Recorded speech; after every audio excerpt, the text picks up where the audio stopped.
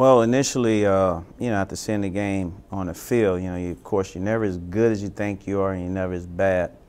After watching the film, I thought our guys in the first half performed well. Offensively, we came out a lot of energy, playing fast. Our O-line and Greg Jenkins, had us moving at a fast pace. Defensively, we were running to the ball and causing havoc. So things were going good. Of course, the second half, things got a little slower, and I think it had more to do with Valley, performing better in the second half. But, all in all, the goal was to come away with the win, to be 1-0 in the SWAC, 1-0 in the East, and we were able to do that. This week, one of the great traditional programs in black college football, and college football for that matter, talk about going against Grambling, another program you have a lot of respect for.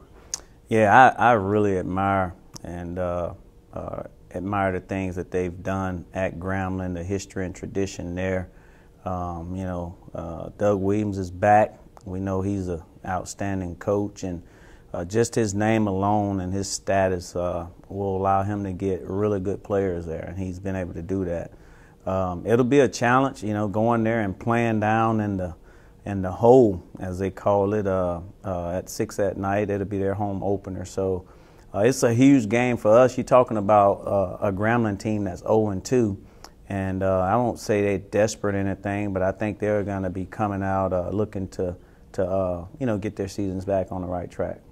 Talk about their offense, and I know you're familiar with DJ Williams, the quarterback. Also have traditionally a strong and big physical offensive line. All right. Well, you said it right. DJ is it starts with DJ. DJ is growing into the position. Of course, he got the genes and the fiber there with being Doug's son, and he's a nice-sized kid with a strong arm. He's playing much better. Of course, playing against TCU was a bit challenging for those guys, but their offensive line starts with Clinton Marsh, really, really good offensive line. I think he's the best in the conference. Big, strong, and physical, and it starts with him. And, of course, they have two good running backs.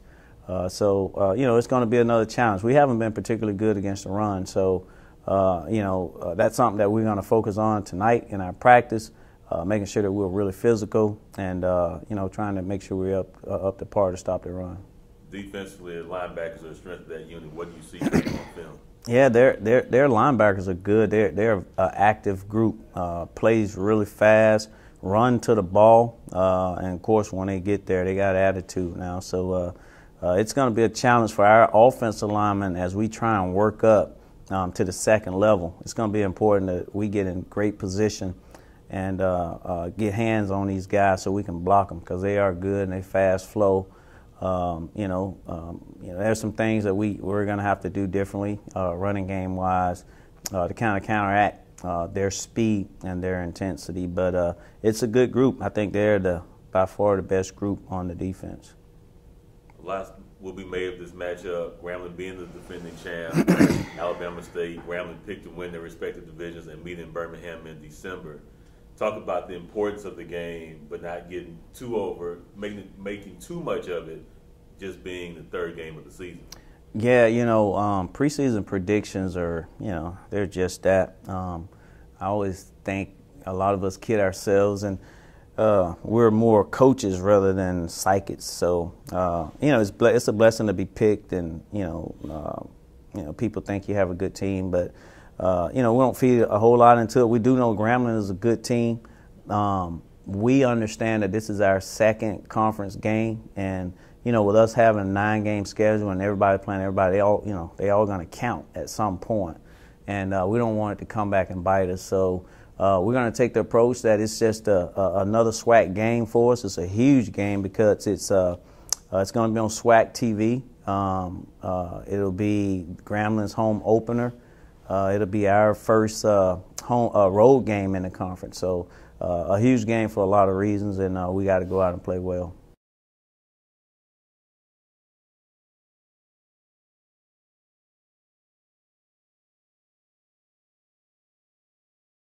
Edmund, talk about another strong start for the offense last week. that's mostly our goal, to come out, play fast. Coach Barlow stresses tempo and playing fast, and over time he tells us how that'll wear down defenders, as well as that'll confuse coaches, referees. So we have to come out every week and play fast. Obviously, we've had the strong start, maybe not the strong finish offensively. Talk about what we need to do better to improve our second half performance. Execution. That's a simple way of putting it. We got to focus, execute. We know we tired, we done ran.